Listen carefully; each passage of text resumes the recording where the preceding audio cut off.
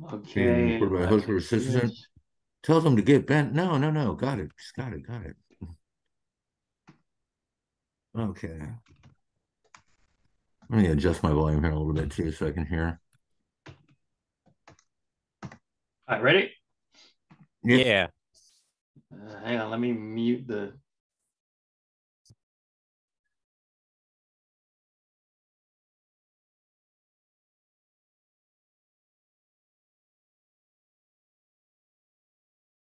All right, we're live. All right. Hi, Hello. everybody. We're Graphic Novel Geeks. We're going to be celebrating Asian American and Pacific Islander characters and creators, considering that's the Heritage Month right now.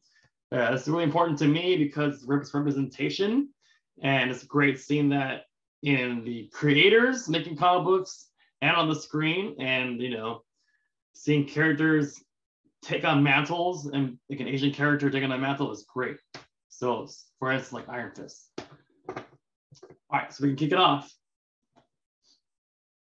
All right. Hey, everybody. Well, gosh, man, I guess I might as well go first. I realized one of my favorite comic books of all time. Not only that, but 2023 is the year of the rabbit. And Usagi Yojimbo is Hey, one of my all-time favorite comic books. So Usagi Yojimbo is created by Stan Sakai. It was first introduced in 1984 and the backup of a comic called Albedo, issue number 2 specifically. Only 2,000 copies of this comic were made as a small indie comic, so it's super rare. It's like $10,000 comic. I don't have one. Maybe one day. Or I could use it for a down payment for a house, but comic house, whatever. So Usagi Yojimbo was first published in 1987 by a company called Fantagraphics. Before he got to his own comic, he was letterer on a famous indie comic called Gru the Wonder by Sergio Aragones. And so he's good friends with Sergio. He broke out on his own comic, Usagi. Has 219 issues or so to date. It's been running for 35 years, pretty much continuously. Switched over to Image Comics after Fantagraphics, and then it went on over to Dark Horse Comics, where it had a very long run. Recently swapped to IDW, and then now just recently announced back to Dark Horse under their new Dogu imprint. So a couple cool covers I've got is this nice foil 35th anniversary cover of Volume 4, Issue 6. So this is a reproduction of the first appearance in Albedo number 2. See this signed with a little sketch, and it's foil. So it's pretty awesome. I also got a nice special cover of Lone Wolf and Kid number 1, which is a reprint series. This has some ink brush work, real nice looking rabbit. And Nice washing work on that too. yeah, real nice. And recent. So Usagi Yojimbo translates as Rabbit Bodyguard, and it is about Usagi, who is a rabbit, and he is a samurai, but he is a masterless samurai, a ronin. And traditionally, when samurai lose their masters, they will kill themselves, committing ritual suicide, seppuku, because they did not do their job in protecting their master. But sometimes when their master is unjustly killed in such a way that they can't abide by it, they have to go out on like a path of vengeance to try to rectify that situation. And so I guess that's why Usagi didn't kill himself to carry out that mission, even though the character himself is not really a vindictive, vengeful kind of guy. And so he travels around Edo era Japan, which I think is like the 15th century. Travels around just, doing adventure type things, trying to make some money for a meal, hiring himself as a bodyguard or, helping out townsfolk and stuff. And this issue here, he is fighting a Japanese demon or some kind of troll type thing called Kappa. And you can see he's got this little hole on his head, and that hole is filled with water. And so he's like on a bridge protecting the bridge, and Usagi has to fight him. And to defeat the Kappa, you have to knock the water out of his head, which of course Usagi does, no problem, because he's, you know, like one of the best samurais around. And what I think I've seen that before. Yeah, this is one of my favorite issues of all time. This one's number 6 from the first Fantagraphics series, came out in 1988, one of the first issues I got. And what I love most about Usagi is everything. I love the artwork. It's got this great cartooning style. You know, black and white until the recent IDW series, which was color. And, you know, Stan Sakai is just this master cartoonist, just like Sergio Aragonés, his buddy.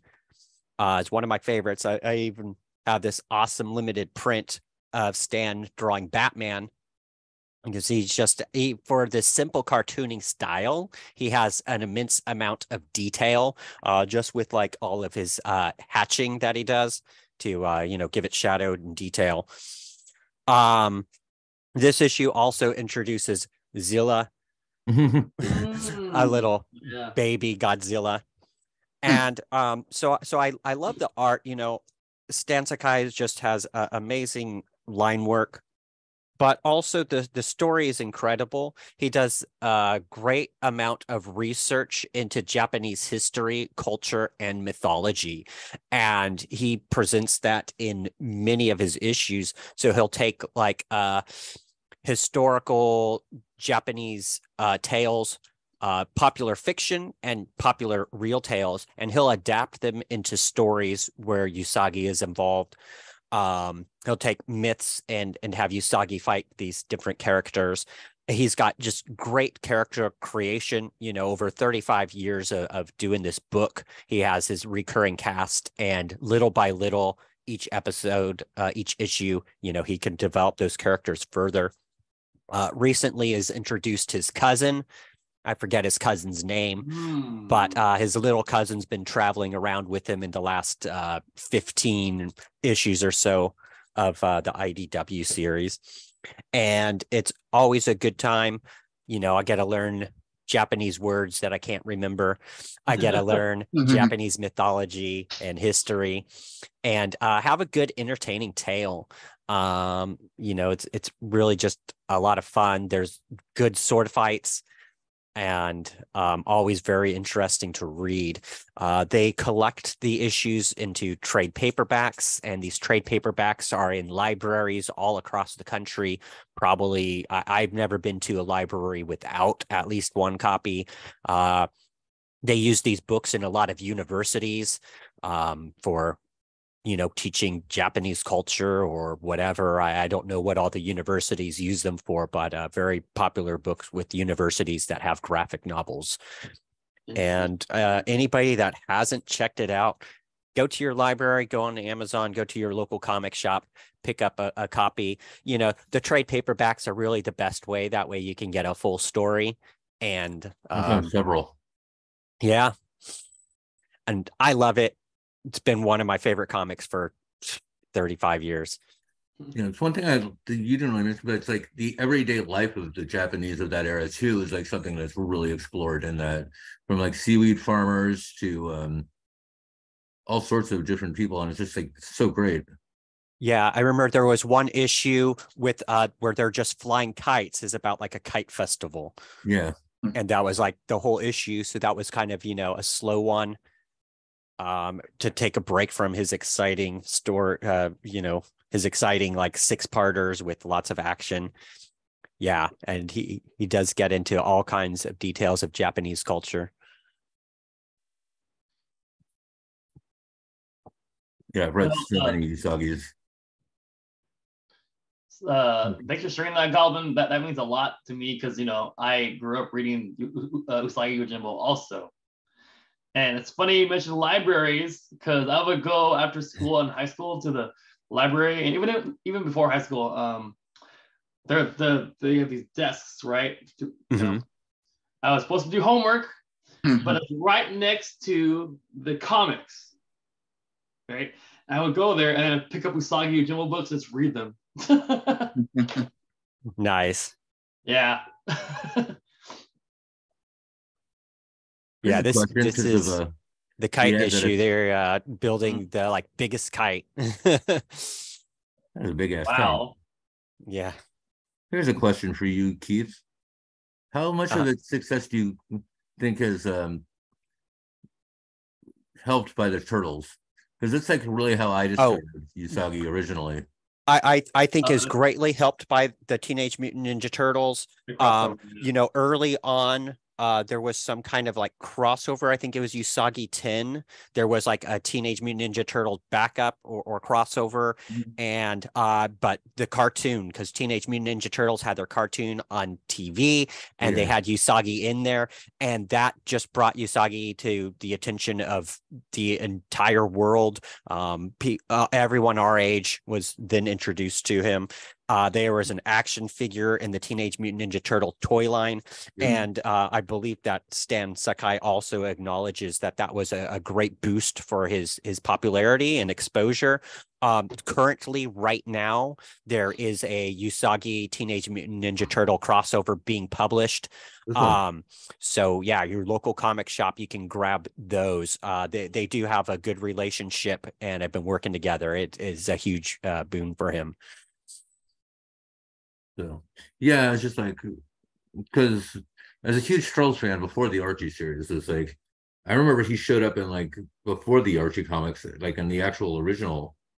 Was it comic or was it no? It's Fantagraphics actually. Wasn't that the original Trolls line? No, it was Mirage Thank Publishing. you. Yeah, you're right. Eastman and Laird had their own company. That's right. Yeah. But yeah, he showed up in that, like I think in issue 9 or 10 of that series too. Yeah, I don't really recall, but I think there was a crossover where they were each in one issue, but it's been a minute, so I don't remember. Yeah, it's been like 30 something years. Yeah. You said 88 was when it first came out? 1987 was when the Fantagraphics series started. I think Turtles came out in 80. Because you said 88 at one point. What was 88? Oh, that's when this issue number 6 came out, was in 88. Gotcha. Okay. I think I started collecting with like number 10 or so. Gotcha. Around 88 is when I started collecting. Been a fan ever since. Okay. All right. No, that date stuck out to me because that's like literally the year I was born. So, so I was like, nice. I was three. Who was Here you go. 88? 88, I was 3. I was 18, no. 13, 14, I think, in 88. 14. Yeah. So I think me and you started reading it around the same time, Keith. Cool. You got some other stuff, Keith? Well, that's why I want to start with what you got, Dylan. You had an issue of Usagi yourself. Yeah, it's just it happened to be on my reading pile. Oh, nice. Dylan, you might want to. You have the blur, which is okay, but when you show comic books, yeah, let me yeah, definitely want to see the art. Yeah, there we go. Okay, yeah. That should see if that. Yep, that Oh, works. nice. Okay, there we go. I got one that I definitely was going to talk about, but I have a couple of since we're talking about our favorite comics of all time, the one thing I did mostly was choose books that are done and complete, because I think that that's like an ongoing series can always just turn to crap on you. So it's like it's a couple of runners up that I had that I'll always like turn back to for stuff is the Judd Winnick Green Arrow stuff, which I just absolutely adore every issue of that series because it made Ollie fun again, which he hadn't really been in a long time. I mean, Connor was kind of fun, but Ollie like his death and like pre to that from the Longbow Hunters, so depressing. I mean, I love the character, but damn. Yeah, Mike Grell definitely turned it dark and great stuff. I love it, but yeah, Judd Winnick made it more fun and a bit lighter. Yeah. Yeah, Josh Williamson seems to be continuing the Judd Winnick sort of thing too, with like that. Another runner-up that I had is two Superman stories that I think are just excellent, even though one can be problematic, which is Superman American Alien by Max Landis, which I don't know the whole story about all this controversy, but I'm just like, the book itself is brilliant. It's like, if you don't look at the creators' personal lives past that, it's like all the better. But even more so than that is the Norman Rockwell-esque Superman for All Seasons, which is like possibly the most perfect 4 issues of a comic book ever, like painted by Tim Sale. And also, not many people know about Loeb and Sale's Challengers of the Unknown, which is actually really quite, it's good. It's really good. I think their first one they did. But the book that I'm going to talk about today is, yes, he's problematic as well, but Planetary, which is like just a love letter to everything that comics are and what made, the stuff I think made comics, like from the beginning and going on through like the Bronze Age and everything. I mean, this has Sherlock Holmes and Dracula in the same issue. This is a book that has 1950s big bug them type monsters in an issue, an ongoing story, kung fu, Chinese martial arts cop films. Like every issue is just like a love letter to something that made comics great. If you just looking at a couple of issues, issue 7, which was just like a total look at Vertigo from its early days to like its current days through Warren Ellis's eyes, with the character of, hold on, let me make sure I have the name right, because I did write this down. I don't like making mistakes with this kind of stuff. Jack Carter, who starts off as the Constantine character with a like total Hellblazer story, and ends up turning into Spider Jerusalem in the end. Because it was time for a change, you know. It's like, because we can all admit, it's like, if you've read Vertigo for long enough, it made a change from like the weird Doom Patrol, like Grant Morrison on too much acid sort of deal, to basically what Transmet was, and like more heady sci-fi stuff. But that's a great issue. So now remind me. So Planetary is written by Warren Ellis, and Warren Ellis also did Transmetropolitan, and Yes. those were his 2 first books. He also did a lot of Wildstorm stuff. Okay. He did which Planetary Next was Wave, a Agents of Hate. Wildstorm. Was Planetary a Wildstorm book? Yes. Okay. It's definitely tied into the Stormwatch world and all that, because they mentioned God, what's her name? The Jenny Sparks. Yeah, or Jenny Sparks. Quantum. Well, Elijah Snow is like her. She's also a Century baby. Okay. The ones that were born like January 1st, 1900s, and all gained powers. Planetary is basically about 4 characters. Elijah Snow, who is the Planetary baby and basically the spirit of the 20th century. There's Chiquita Wagner, who's the son of a Tarzan pastiche that they use, Lord Kevin something, and she's like his muscle in the field. She's super strong, super fast. There's the drummer, who can basically, any information is like an energy and all that, so he can like kind of hack the world around him. And then there's the 4th one, Ambrose Cross, who can slow down and stop time, and basically the 4th member of their team, but he's really not in it for most of the book. It's like, it becomes about him, I think, with issue 9 or 10, from what I remember. I don't have my volume 1 or 4 with me, unfortunately.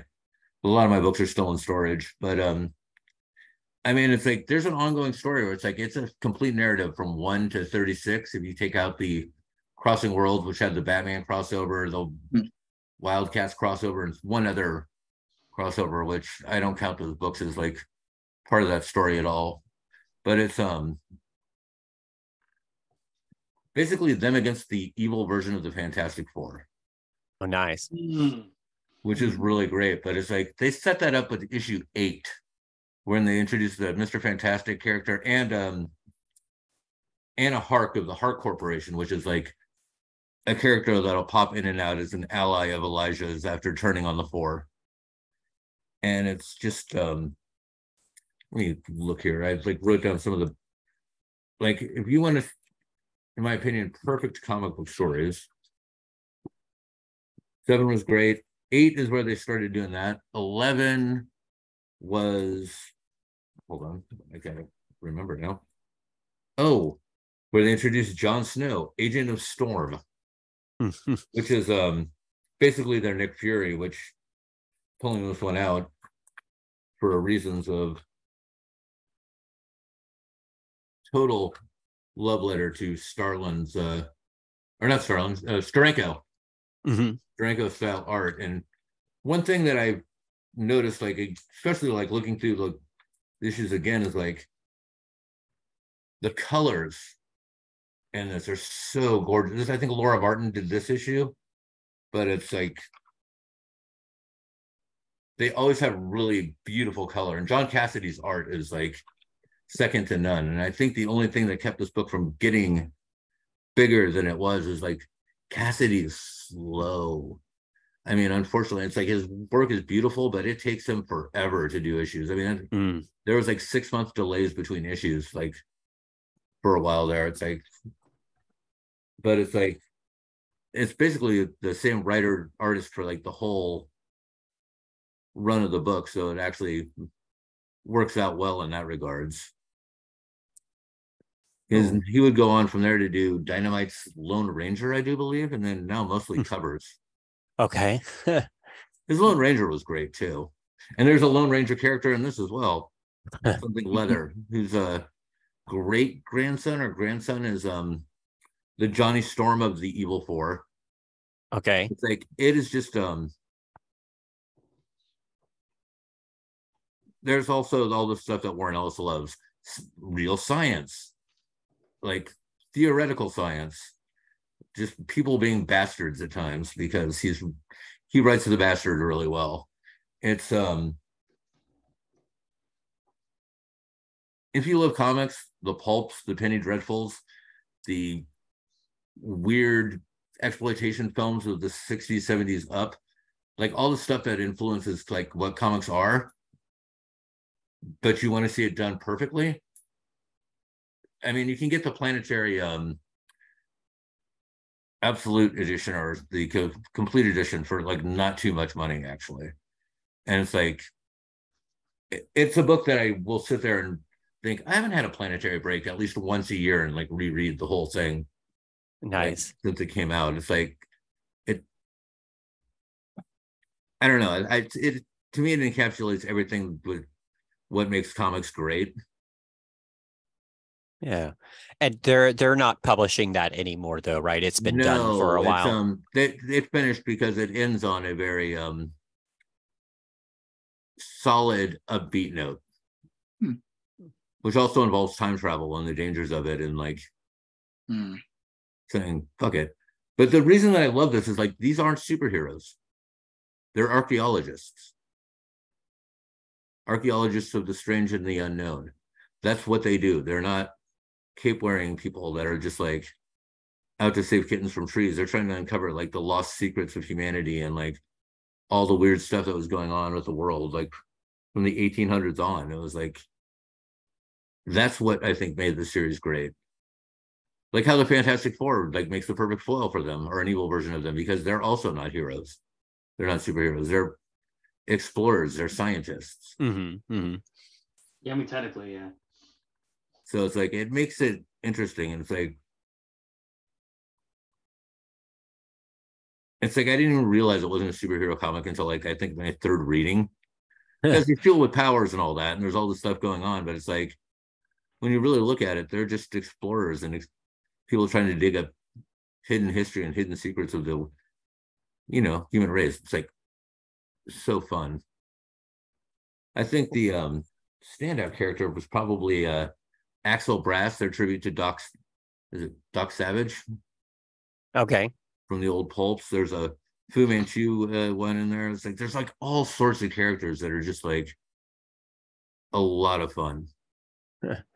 Right on. Yeah, I've never really read those. I know my partner loved that series. She has the Absolute collection. I'll need to dig that up and check it out. Yeah, and it's like you could probably read it in a day and a half or an afternoon if you really just sit down and read it. It's like it goes pretty quick because it's like most issues are just done in one Nice. because they're just like trying to give you a feel for like what all these things were and tie them into the Wildstorm universe. So, but if you don't know Stormwatch, if you don't know Gen 13 and Wildcats, you're fine. Cool. In fact, it also is influencing stuff in, well, Stormwatch and this kind of together because since he created Stormwatch and wrote most of the early issues, stuff like the Bleed is in here, which is still being used by DC now. Mm-hmm. So Especially in Blue Beetle. yeah, Blue Beetle and well, Multiversity had it. Yeah. Like all sorts of like cool books have used it. So it's a lot of fun. Cool. And it's also a series I don't think we're ever going to see come back, unfortunately. Yeah.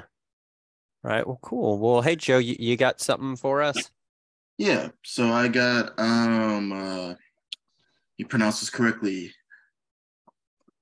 because I, I don't want to mess up. Isogid Pinoy. This is an anthology book that was done by two friends of mine, actually, Don Aguilo and Raph Salazar. This was a book they worked on for, it was a Cool Arts project. Cool Arts, I believe, they are the premier presenter of contemporary and tribal Filipino arts in the U.S. This project, so there's like which I wasn't completely aware of, very like large Filipino population in the Soma area. I was familiar with some of like the community centers and whatnot, but this project, got funding, and basically it's even dedicated for the heroes of the Soma Filipinas, Filipino Cultural Heritage District. Oh, cool. So definitely like really trying to keep that area, preserve the culture and kind of not have it be completely gentrified because we know what's happening obviously all through the city and specifically downtown. But anyways, this project here, we got funding and it was a collaboration. So Don and Raph worked on this. They held workshops, taught classes and things, a lot of community focused stuff in that area. A lot of good work they were doing. But there's 3 stories in here specifically. Don did 1, Raph did 2, and they were both writer and artist. So Raph wrote and illustrated 2 stories, and Don wrote and illustrated 1 story. The one story in particular, I guess, like the one that I actually really liked the most, it was actually called The Passage. Let's see that. And so this one in particular is about a teenage girl who she goes to an audition, or rather she's waiting to audition, and she's like really nervous and kind of anxious and a bit scared. And then this mask kind of just like appears just as she's kind of leaving, and she picks that up and she ends up being transported to another world. Nice. And then while she's there, she meets some other people as well who have been transported there, and they're from different time periods as they kind of figure it out. And, they're all just trying to figure out like what's going on and all of that. And it's a really cool story because, it stars this girl named Aya who very much, she's about to go to this audition. She's nervous, gets transported to another world. And while she's in this world, has to like learn to be strong and like overcome her fears. And the world itself is in danger because there's this force that's like trying to destroy it. And this force in particular, funny enough, is if it actually succeeds in like, I guess like destroying this world, creativity to some extent in our world will kind of cease to, well, not cease to exist, but probably start dissipating. So these characters have to like band together to basically keep creativity flowing into our world, which is very cool. Yeah, so it sounds like a parallel for the collective of these artists that worked on this book, right? Yeah, in some ways, does, how they collected to keep creativity flowing. exactly. No, You guys were at that independent artist convention that we were just at too, weren't they? no, No. because my friend Raph, he moved back to Philadelphia, and Don is still here. But yeah, Because I remember there was some other Pinoy sort of book that was being pushed there. That was yeah, the you're Lumbia thinking book. about Lumpia. Yeah. Yeah. So, but yeah, it's pretty cool. They actually don't succeed at saving this alternate world, but their mentor, even he tells them, hey, so our world is gone, but you have this power now. So take this power and then create. So then, you know, the girl goes back, you know, she's brought back to her world. She's back at the audition, and now she's not afraid to go in an audition and actually goes in, presumably to do a good job and to continue being, you know, the creative person that she is. And I thought that was really cool. And for, you know, creatives, all of us, it's kind of, you know, it's very uplifting and encouraging, you know. It's really well done. I was like, okay, Raph, good job, dude. So because like I know him personally, and I'm like, I know this story probably like resonated. But even the fact that like, you know, they worked with the different people at these various like art studios and community centers, you know, and you know, in Soma. And one in particular, it even like it's brought up at first before the story even starts, this particular studio here. And then it all makes sense because this is what is it? Bindless Tiff Studio? Spindle Stiff. It's down on 6th Street. I've done lighting there. Exactly. For Little Theater Productions. Yep. So and just all kinds of with the studio. So of course, all kinds of art, different people doing all kinds of awesome things there. And so Raph clearly like collaborated with these people, and that makes their story even more personal. Because again, the girl, the main character, is clearly going to an audition, presumably at not this exact studio, but you know, something kind of similar. So that was really cool. And I think he did a really good job with the art. Like he's really talented because again, he does everything, you know, pencils, inks, colors, lettering, just all of that stuff. So he's just like, no, it's like, it's a really good little short story. So that one I think is actually my favorite for obvious reasons. Oh, actually, it's pretty cool too. When like their mentor kind of gets attacked. Oh, nice. By the force that's like taking away creativity. Yeah, little like lightning hands. Mm-hmm. Cool. You know, a lot of cool stuff. And then the other one, show you some of Don's artwork. So yeah, actually, yeah. Thing about Don, it's like I don't know if this properly, like you really have to like hold the book in your hand and like actually really kind of see, because like there's a lot going on and it's just like gorgeous. Is that like a spirit sort of thing at the top that she's facing off against, or with the sort of purple pumpkin head? Oh no, that's what I'm saying. Like Don, you definitely like want to hold this up and see like high res images because it's just like really. Yeah, it's really nice. The colors are great. I'm trying to find some good pages here that like would translate on this screen because it kind of takes away from it. Let's see.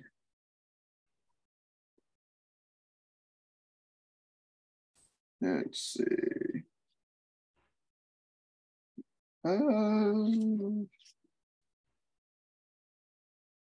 Well, sort of. But yeah, it definitely like translates like way better in person. Like definitely recommend picking up anything Don has created and hold it in your hand and really take it in. Yeah, you can feel the layering in that top panel right there that you're going on. Uh-huh. It actually feels like it has depth. A lot. That's why I say to like really like take this in. But nice. And then Raph's other story in here kind of goes to the future. It's a sci-fi story where you have this like kind of dystopian, I guess, kind of world. You have these people on a colony, and like a disaster happened. There's like a sickness, but then like kids have gotten powers, and now these kids are like training, to learn how to use these powers. And then there's this whole mystery because kids are disappearing. Then this disease, of course, that causes like this, it's like a deep sleep. But, they kind of like solve the mystery and end up saving a bunch of these children. And the antagonist, he had a good motivation for what he was doing, but kind of redeems himself at the end. But this was pretty cool. Kind of like a shift in tone, sci-fi, has some decent humor to it. And again, like Raph, I think really kind of leaned more into like his manga style a bit here for this. A little bit, yeah. Especially with the mouse, it's like, oh, I can do that, Kayla. It's just total manga mouse. Yeah. That's the manga mouth.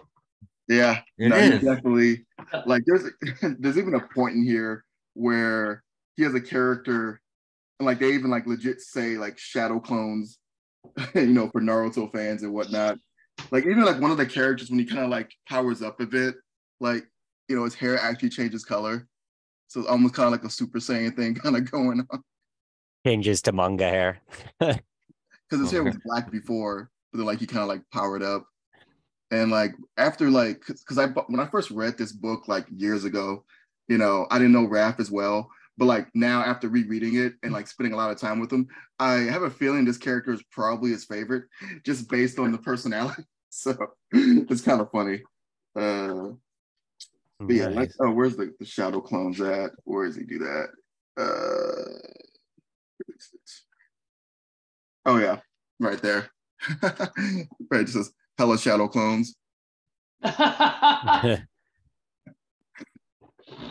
Yeah, no, he definitely had fun doing this one, leaning more into like anime and manga love. But Right. really cool stuff. Some good All right. emotional beats too. Just like looking at the art for that page. Very nice. I see the So, shading. where can we get a copy of this? That's a good question.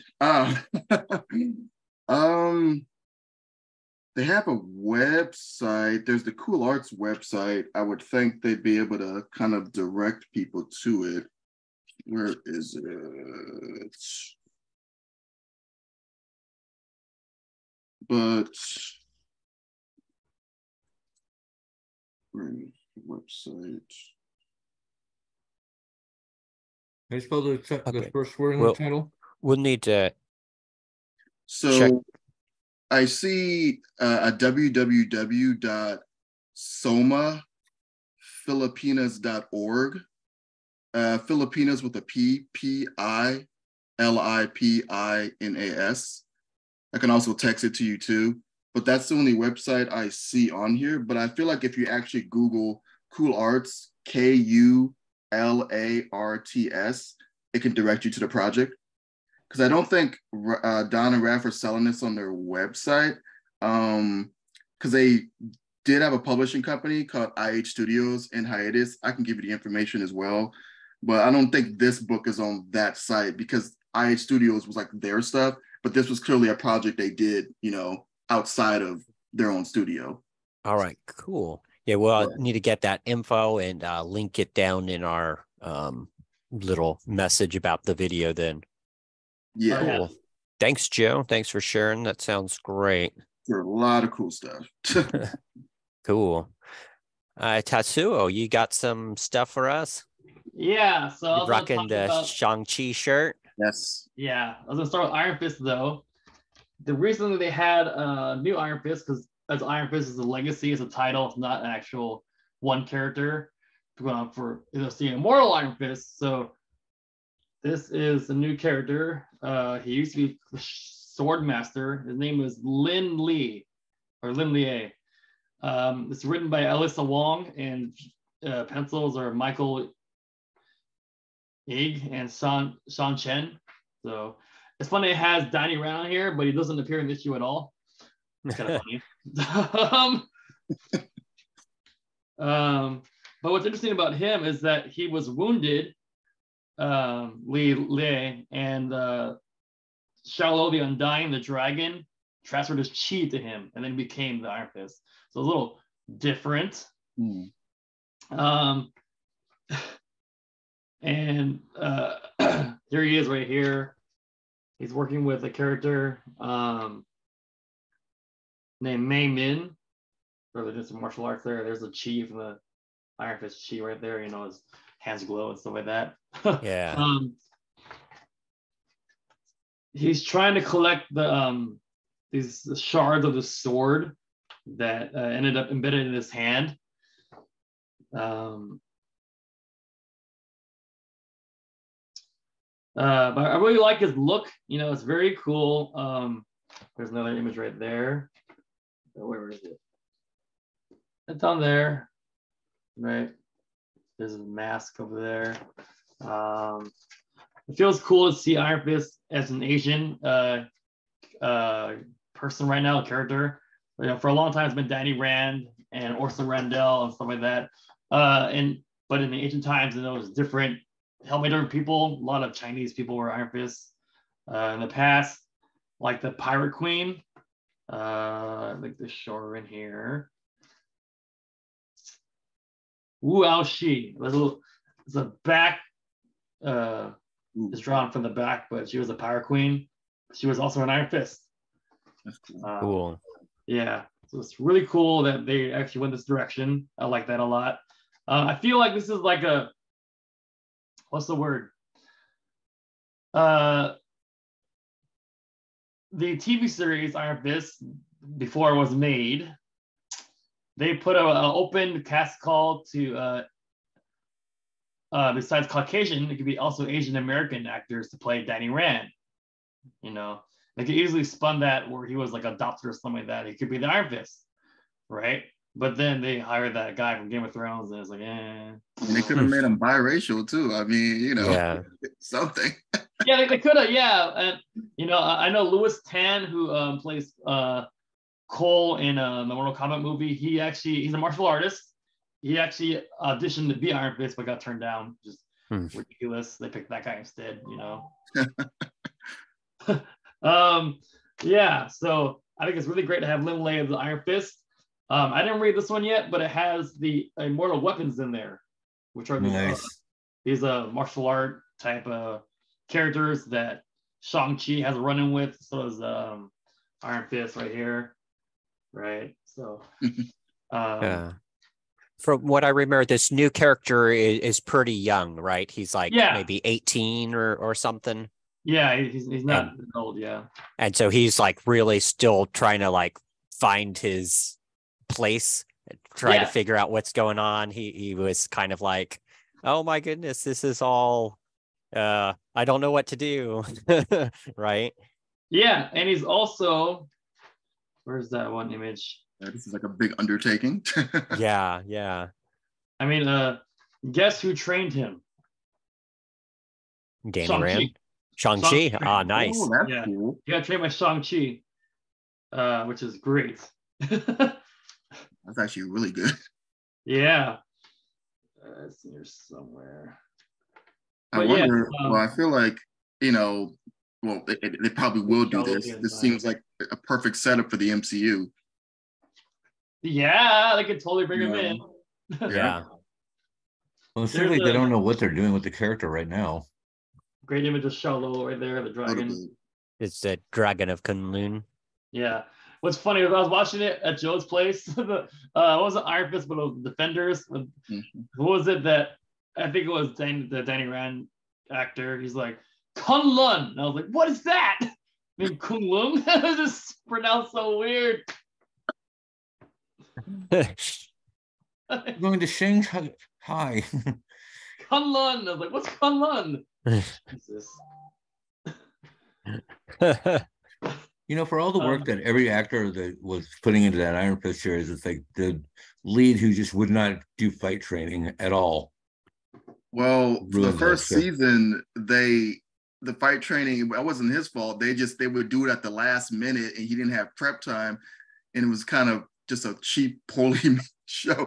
But he got better. Season 2, he got better, and Defenders, he was way better. But it's just kind of tragic how that whole thing just didn't work out. Considering Colleen Wing was so good in that series. Yeah. Yeah, I couldn't finish watching it. Like Luke Cage, I liked, and then towards the end it got kind of slow. And then Iron Fist, watching that, and I think maybe like 2-3 episodes in, I was just the lead actor just didn't do it for me. I was like, there's other things to watch. Yeah. My problem with the Netflix series, like the Daredevil, every season of Daredevil was great, but it's like they just would not get to the point at all. Like they just drag storylines on for way too long. It's like That's a Netflix problem overall. Yeah, I had a rough time watching Daredevil. I didn't watch them all. I'd agree. Jessica Jones did it for me, but the other Netflix series were, like I said, with Cage, I really liked it. And then halfway through, they kind of switched plot lines, and I was kind of like, okay, I think they should have ended it before the switch because I'm kind of done with it. see, but I've read Daredevil comics for a long time, and I'm kind of used to like nobody ever getting to the point in a Daredevil Yeah. comic book. So it's like that one tracked more so than a lot of them. I mean, if you read the Bendis run, oh my God, does he ever just like not get to the point? Which is why this stuff after him was like so much fun for me. Yeah. Well, sorry to railroad your conversation here, Tetsuo. That's Well, I'll okay. pick That's it back up. Sick Chris made a comment, chat. He said, bad martial arts on a martial arts show. Imagine. Well, yeah. Mhm. Being a martial artist, I'm trying to be too critical when I watch stuff, but it's hard for me not to. And be like, but speaking of my shirt, Shang Chi, the master of Kung Fu right here. Oh, Ooh, yeah. damn. Written by Jean Lewin Yang, who actually is the writer of American Born Chinese, which is on Netflix, on the Disney Plus right now. Oh, yeah. So I want to read that book. I haven't found it. I don't know where to find that at, but I want to. You read his Superman versus the Klan as well, which is available. It's in the young adult section of most bookstores. It is beautiful. Okay, yeah, I never checked that one out. But yeah, it's drawn by Marcus To, written by Jean Lewin Young. And what he is doing in here is he actually is the leader of the his father's association now, which isn't called the 10 Rings in the book. It's called something different. The 5, what do you call it here?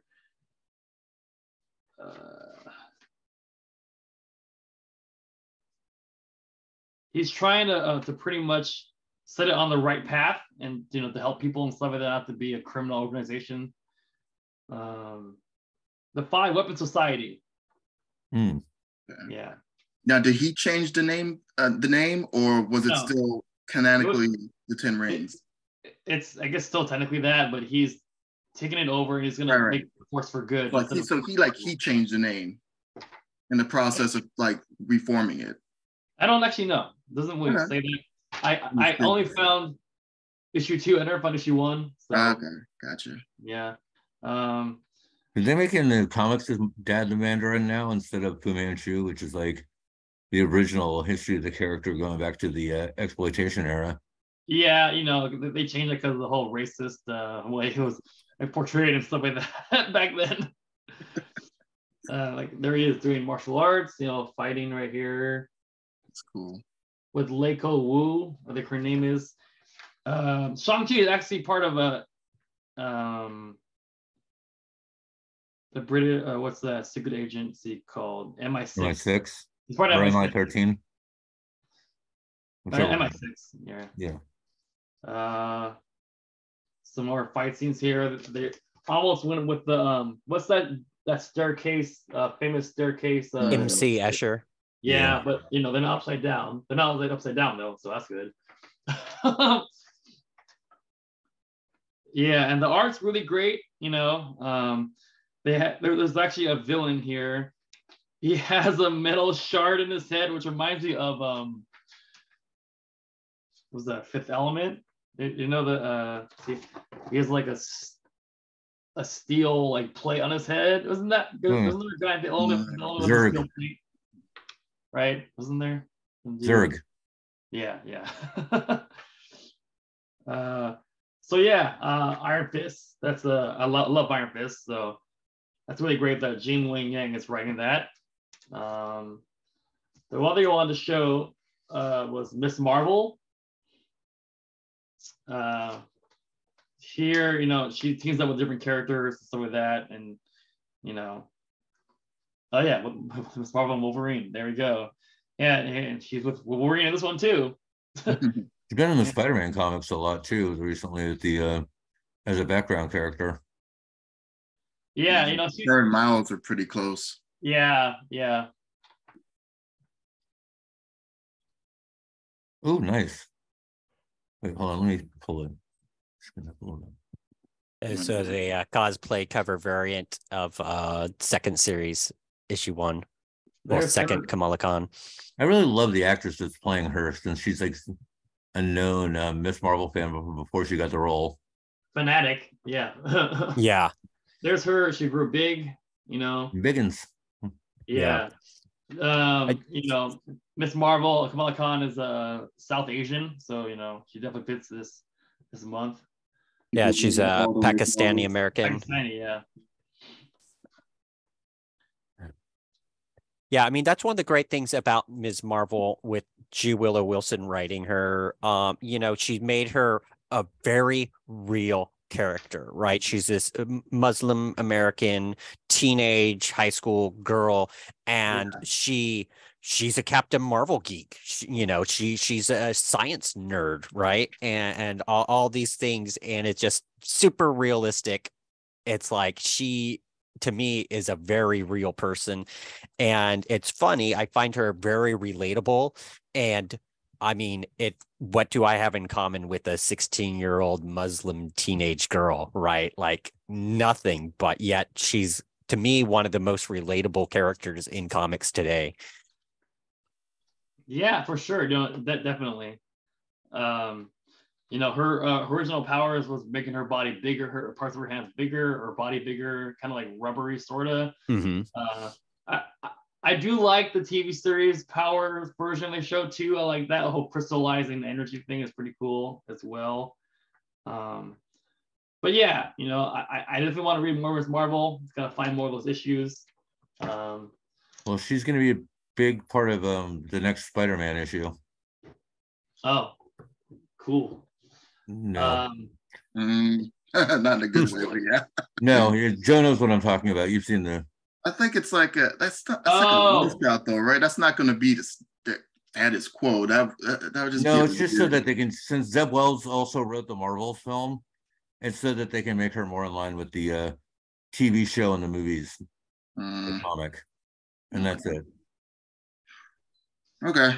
It's stupid. But but Matt, I got you in terms of like this is her whole entire first run. Oh, snap! Nice. I'll read that. So the G. Willow Wilson's a great writer too. It's like she's done a couple of things that I also read, and I can't remember what it was. Or am I thinking of I've been picking up the individual issues, so I still like am missing. Got to plug in some holes so I can reread them all.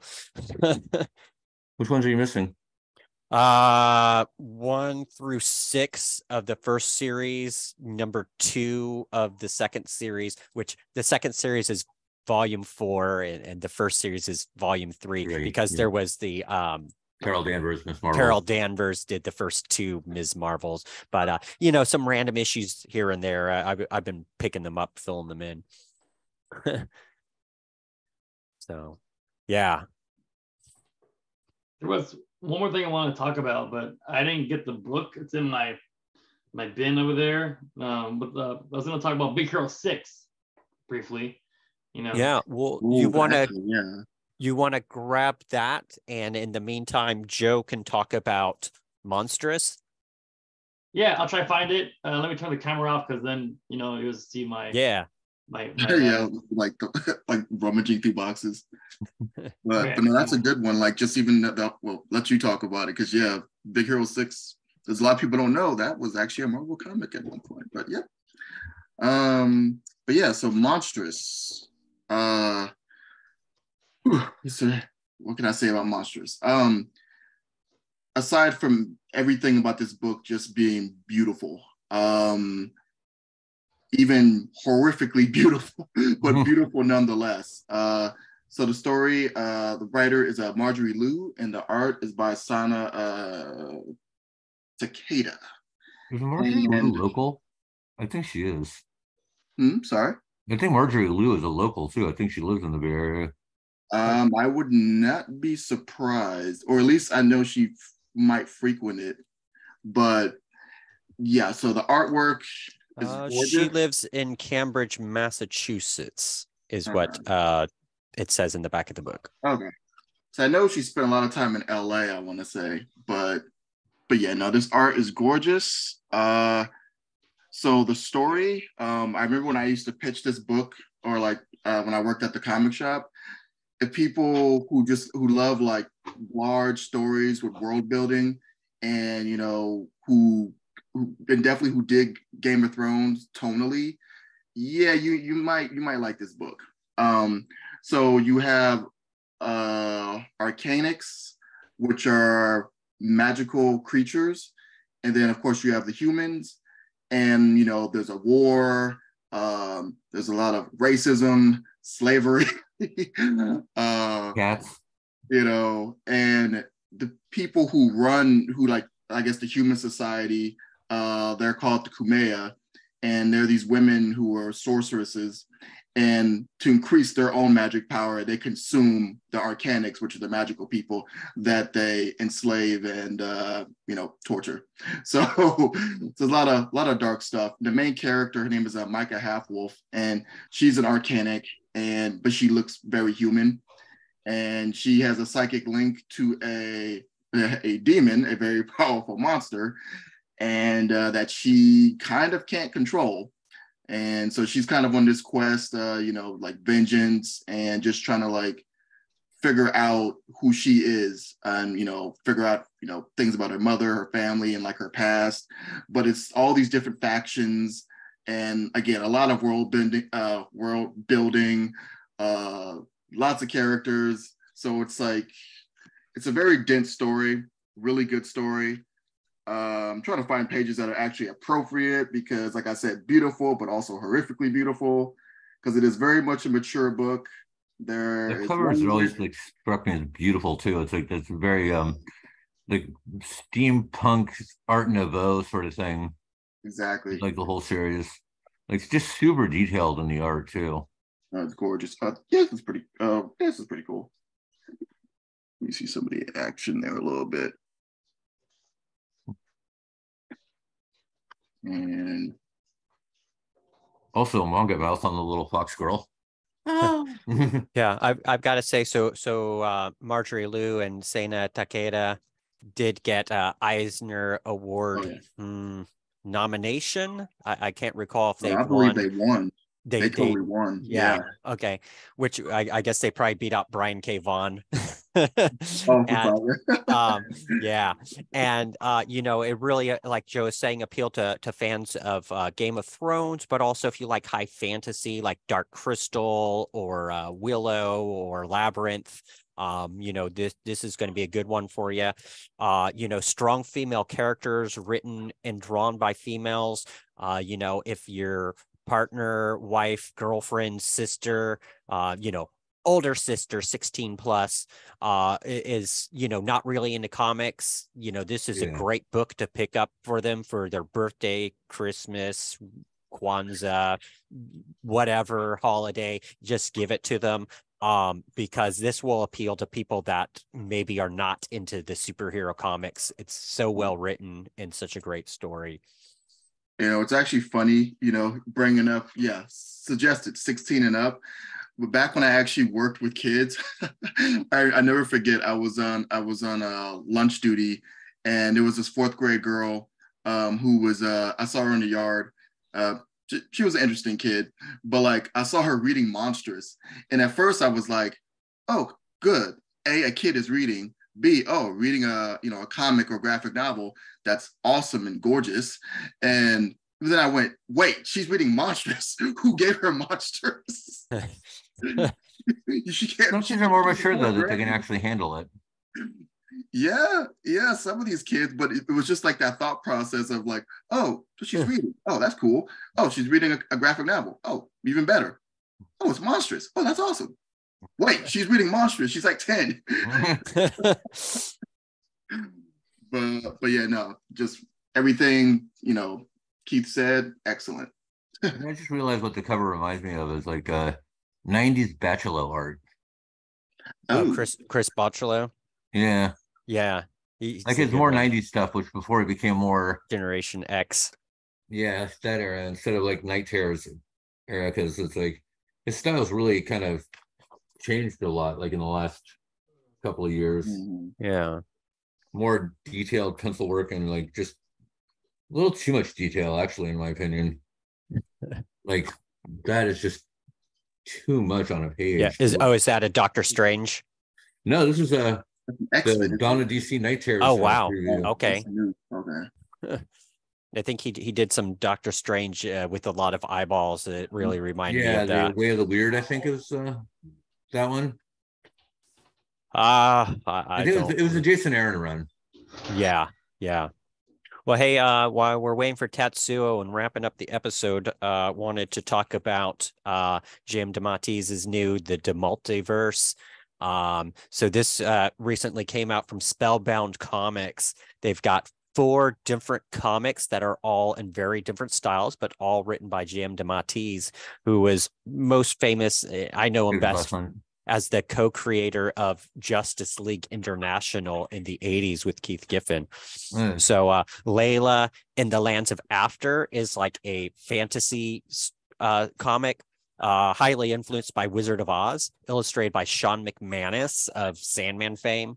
The next book is Any Man, which is a superhero style comic, illustrated by David Baldeon of X Factor and Ben Reilly Spider-Man fame. And then we've got Godsend, which is kind of more of a sci-fi superhero style, illustrated by Matthew Dow Smith of Jupiter's Legacy fame. And then finally, a supernatural Western called Wisdom, illustrated by one of my favorite artists, Tom Mandrake. Yeah, I was looking at that picture down the back line. That looks amazing. Yeah. So Tom Mandrake always has sensational artwork. Probably like his first splash page. He's got maybe some, cowboy riders with skeletons and skulls. He likes to do a lot of skulls. That's part of why I love him. And, I want to say part of why this comic series is so awesome. Godsend, they illustrated by Matthew Dow Smith. They actually have a guest appearance by a new villain, which happens to be me. So yeah, that's right. And unfortunately I do get hauled off in handcuffs. But it's really cool making a guest appearance in a new comic series. So these can be picked up. Spellbound Comics. The first issues of all of them are currently out, and they're doing this thing where you vote on your favorite, and then that's the series that's going to be continued. All right, Tatsuo, you find those Big Hero 6? No, it's somewhere. I don't know where it is. It's in my bin somewhere. I can't find it. But I have a picture of the book on here. Let's see. I don't know the shot image. Was it originally Sunfire in Big Hero 6? Yeah, he's the one that started. He's like the leader of it. Yeah, because that movie was so different. Good, but not like the comic. No, not at all. I can see that Sunfire and Big Hero 6. Baymax. Look at Baymax. The green cyborg does not look like the movie. That's on top right there. That's Sunfire from the X-Men. Yeah. But he started Big Hero 6 with Silver Samurai and stuff like that. Okay. Honey Lemon. That doesn't sound like the movie at all. No, the movie is completely different. Tweaked it, San Francisco and stuff like that, and which is all right. It's cool, but it's definitely different, The one I have, that one. I also have this one too, somewhere. There's Hiro Mashima on the front, Baymax right there, who looks starkly different. I don't even see that, but look, he looks more like, look at it, like a skull head. Cool. Looks different than an inflatable balloon. Yeah, it's like the I remember the Pixar film being much more round and sort of more about just dealing with trauma and emotions and all that. It's like I think I tried reading Big Hero 6, I just never got into it. Like when the in the 90s when they published the 2 series of it, and I think that's all they ever did, wasn't it? Just take two short runs. Yeah. Like it's kind of obscure. Cool. Hey, as we wrap up our episode here, why don't you give us the elevator pitch of why you love Big Hero 6 Tatsuo and why we should all check it out? Well, I like it because one is a Japanese team, led by Sunfire, who I also like. He has the ability to create heated plasma from his hands because his mom was not killed around during World War II. Originally, that was the thing, anyways. So his radiation affected him. Then he can create fire. I don't like the way he portrayed him in the cartoon, though. He's like kind of a villain, but not, the X-Men cartoon. But the team is great, with Hiro Mashima, who is a genius, child prodigy genius. He made Baymax. And then you got Silver Samurai and Honey Lemon and stuff like that. So it's really cool to have a team like that in Japan, a Japanese hero team. So that's why I like it a lot. And the movie was good. It's not like it was bad, but it's definitely different. Far where to find the books that I don't know because I couldn't find the book. It's somewhere in my midst of comics. I didn't put a divider enough, so I couldn't find it. But that's why I like it. Yeah. Cool. Right on. Yeah, I'm sure many people have seen the cartoon and yeah, check out the comics. Yeah, just never check the comics out. It's definitely more interesting in its execution of the designs and stuff like that. Like, Baymax looking like a skull robot and stuff like that. And the image I showed before, they look definitely more fantasy.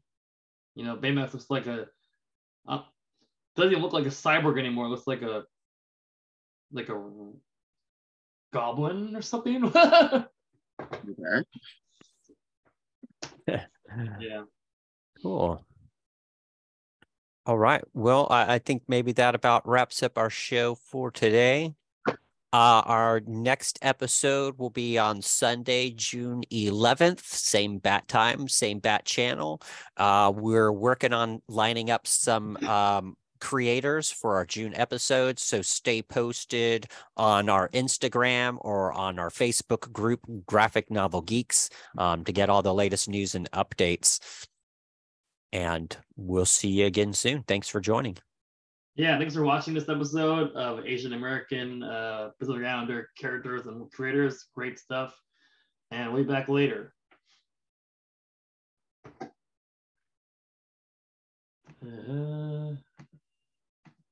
All right, there we go. Clear.